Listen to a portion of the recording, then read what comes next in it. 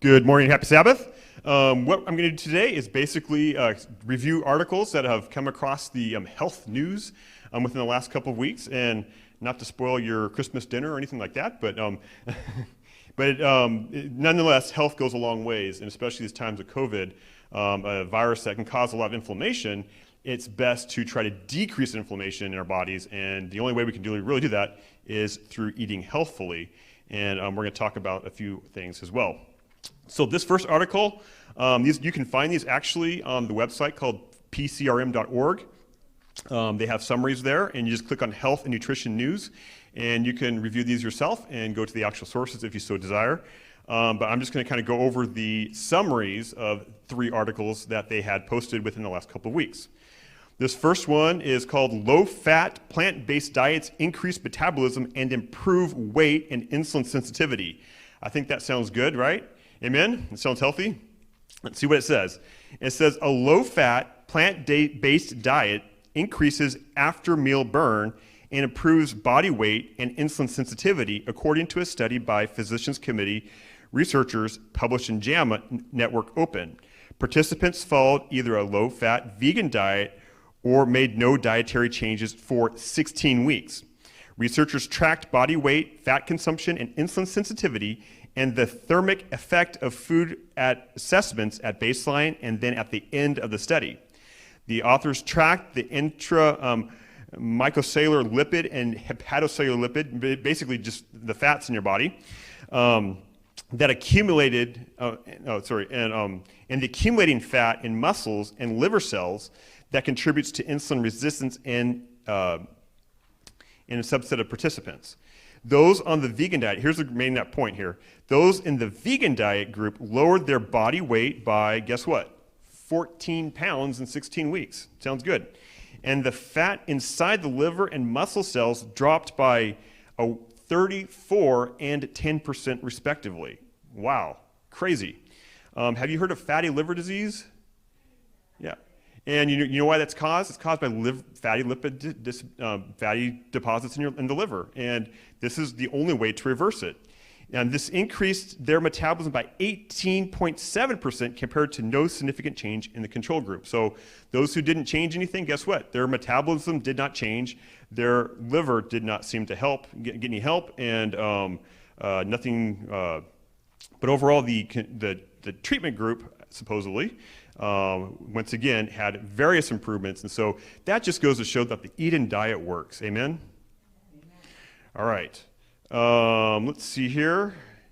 I think this is another interesting one. How many of you are wanting to lose your memory? Just dying to lose your memory. Okay, all right. Can't find it. Okay. So anyways, how about this one? This is published on October 23, 2020, and it's entitled Soy Products Reduce Risk for Dementia. I think that's the one worth I'm taking note of. And it says a metabolite produced in the gut from consuming soy products known as Equal may reduce the risk for dementia, according to a study published in Alzheimer's and Dementia. Researchers examined brain magnetic resonance imaging, or MRIs, for white matter lesions associated with cognitive disease in 91 elderly participants and tracked serum Equal levels, or this enzyme. Those who produced more Equal from dietary soy products had a 50% fewer white matter lesions than those with lower Equal levels. Japanese populations have more gut microbacteria well suited to produce soy metabolites compared to Americans. I wonder why, because we don't eat any soy at all, hardly, due to their high consumption of dietary soy. Equal may improve dementia risk by improving arterial stiffness associated with white matter lesions and increased mitochondrial function later in life. So soy products are not something to be afraid of. They're good. A lot of people just don't know how to cook them. I think that's the whole hold off, I guess. So, but anyways, it's very easy and tastes great. My youngest daughter, or middle child, she loves cooking scrambled soy tofu in the morning. That's her favorite. All right, last but not least, published on November 3, 2020, and I think this is very important just because of the fact that with the COVID virus, guess what happens inside the body?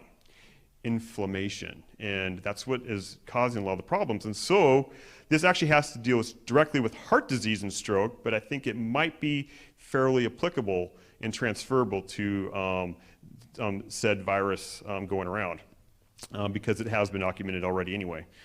It says, avoiding inflammatory foods such as red meat and processed meats lowers risk for heart disease and stroke. And this was published once again on November 3rd of this year. And it says, avoiding red and processed meat lowers the risk of heart disease and stroke, according to a study published in the Journal of American College of Cardiology. Researchers scored diet records of 74,578 participants based on intake of inflammatory foods and compared to biomarkers associated with heart disease. Those who consumed diets with the most pro-inflammatory foods, such as red and processed meat, had a 38% increased risk for cardiovascular disease and a 28% increased risk for stroke when compared to those who followed diets with more anti-inflammatory foods, such as green leafy vegetables, yellow vegetables, and whole grains. The authors note that these scores offer a clinically relevant method for assessing heart disease risk. Amen.